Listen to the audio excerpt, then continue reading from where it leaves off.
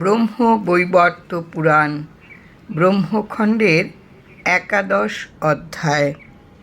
মহাতপা শৌনক এবার শ্রেষ্ঠ পুরাণবিদ মহর্ষি সৌতিকে জিজ্ঞাসা করলেন, হে সৌত, সেই ব্রাহ্মণ নিজ ভার্যাকে ত্যাগ করে অবশেষে কি করলেন?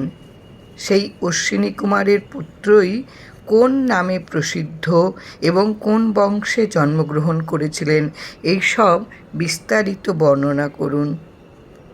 শৌনকের এই প্রশ্ন শুনে মহর্ষি সৌত বললেন, মুনিবর, তারপর সেই ভরদ্বাজ বংশীয় সুতপা নামক ব্রাহ্মণ মুনিক্রোধের বশবর্তী হয়ে নিজ ভার্যাকে পরিত্যাগ করে হিমালয় পর্বতে গমন করলেন।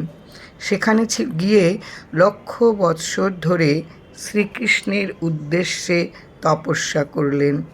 তারপর সেই মহা তেজস্বী সুতপা নিরন্তর তপস্যার দ্বারা ব্রহ্মতেজে প্রজ্বলিত হয়ে একদিন সহসা আকাশমার্গে ক্ষণকালের জন্য পরব্রহ্ম শ্রীকৃষ্ণের নির্মল জ্যোতি দর্শন করলেন।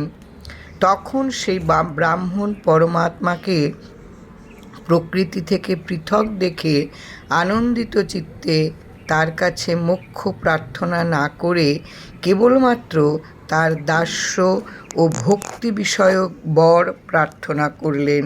এরপর এক দৈববাণী শুনলেন সুতপা, হে ব্রাহ্মণ, আগে দ্বার পরিগ্রহ করে কিছুকাল অতিবাহিত করো, পরে দেহান্তে তোমাকে আমার দাস্য ও ভক্তি প্রদান করব।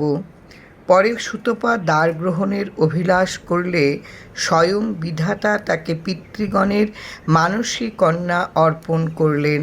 পরে সেই ঋষিবরের ঔরসে মানসী কন্যার গর্ভে মুনিগণের শ্রেষ্ঠ কল্যাণ মিত্র নামে এক সন্তান হয়। ইনি সেই কল্যাণ মিত্র, যার নাম স্মরণমাত্র জীবজগতের বজ্র ভয় নিবারিত হয়ে থাকে এবং বিনষ্ট দ্রব্য বন্ধু ও মিত্র লাভ হয়। পরে কোনো কারণবশত সেই মহামুনি সুতপা সহসা অতীতের অপরাধ স্মরণ করলেন। জয় রাম।